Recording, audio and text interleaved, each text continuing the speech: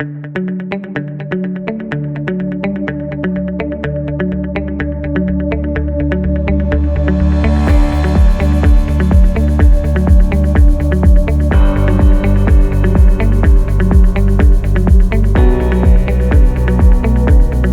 all, I am Dr.Hema Vaithianathan, Senior Consultant and Fertility Specialist at Oasis Fertility, Chennai.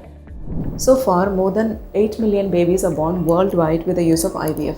So despite its widespread use, IVF technology is associated with many misconceptions and myths about what IVF actually is. So IVF is simply a way to bypass certain obstacles in pregnancy by fertilizing the egg outside of the body and transferring the embryos back into the uterus. For some couples with infertility, IVF may be the only option by which they can achieve parenthood. So let's understand some of the myths and the real facts behind IVF. So the first is IVF is the only option for infertility. So there are a lot of options available, fertility treatment options. It is actually based on the reason why you are having infertility. So it can be options like having an ovulation induction treatment or having an IUI, and having an IVF is only for couples with indications to undergo IVF. And the next myth is that fertility medications has side effects. So fertility medications, research studies have proven that it doesn't have any major side effects. Also, long-term research studies are available that shows that use of fertility medications during your IVF treatment, it is not associated with cancer or it is not associated with premature menopause. And the next myth is that IVF results in twins.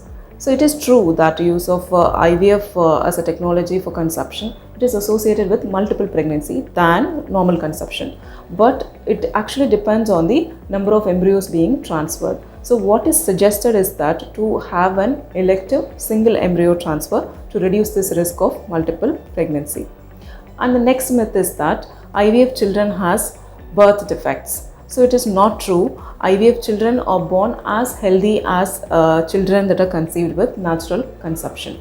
So the next myth is that IVF treatment requires hospital admission. So it is not true. Overnight admission during your IVF treatment is actually not needed. Even for procedures like egg collection procedures, which is done under anesthesia, admission is required only for a few hours. And the next is IVF pregnancy always requires cesarean section birth. So it is also not true. As long as the IVF pregnancy remains as a low risk pregnancy, vaginal delivery can be allowed and cesarean section is not needed for all IVF conceptions. Use of IVF requires very modern scientific technologies, so it is surrounded by lots of myths. So there is a need to create awareness about fertility treatments and especially IVF.